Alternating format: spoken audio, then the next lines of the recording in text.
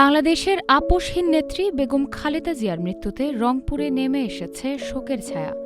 খালেদা জিয়ার রুহের মাগফেরাত কামনায় মহানগর বিএনপির দলীয় কার্যালয়ে কোরআন খতম ও দোয়া মাহফিল অনুষ্ঠিত হয়। রংপুরের জেলা ও মহানগর বিএনপির নেতৃবৃন্দ কেন্দ্রীয় কর্মসূচির অংশ হিসেবে এই কর্মসূচি পালন করছেন। এ সময় বক্তারা বলেন, বেগম জিয়ার মৃত্যুর কারণে যে ক্ষতি হয়েছে তা অপূরণীয়। এছাড়াও বেগম খালেদা জিয়ার জানাজায় অংশগ্রহণের জন্য নেতাকর্মীরা যে যার মতো করে ঢাকায় রওনা হয়েছেন বলে জানিয়েছেন বিএনপির নেতৃবৃন্দ। দেশনেত্রী বেগম খালেদা জিয়ার মৃত্যু মানে একটি আপোসহীন নক্ষত্রের বিদায় হলো। আমাদের এই প্রিয় নেত্রী, আপনারা দেখেছেন যে সেই স্বৈরাচার এরশাদ বিরোধী আন্দোলনের দীর্ঘ 9 বছর রাজপথে থেকে আপোসহীনভাবে নেতৃত্ব দিয়েছেন, কারা অন্তরীণ হয়েছেন।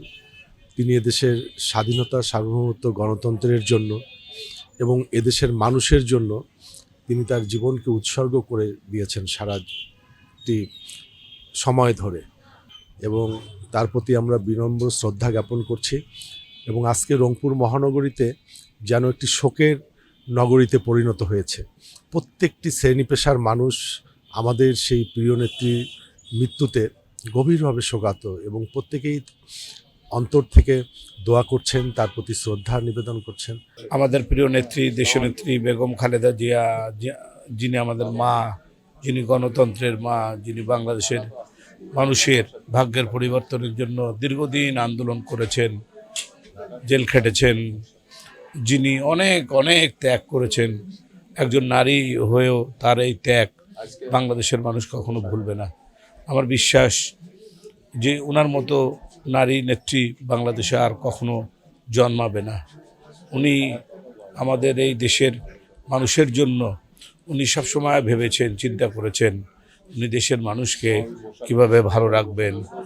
আমাদের দেশের মানুষ যারা আছে, যারা ওনাকে ভালোবেসেছেন, যারা গণতন্ত্রকে ভালোবাসেন, তারা কোনোদিন ওনাকে বলতে পারবেন না। এবং আমার বিশ্বাস যে উনি যেটা করেছেন এটা নতুন করে আর কেউ করবেন না, কারো পক্ষে এটা সম্ভব না। তা আমি মনে করি আজকে আমরা ওনার জন্য শুধু আল্লাহর কাছে, মহান আল্লাহর কাছে দোয়া করব, আল্লাহ যেন ওনাকে বেহেশতবাসী করেন এবং আল্লাহ যেন ওনার সকল কোনো ভুল ত্রুটি থাকলে সকল কিছু মাফ করে দিয়ে আমাদের দেশের মানুষের, সকল মানুষের দোয়া ওনার আছে, ওনাকে যেন বেহেশতে রাখেন।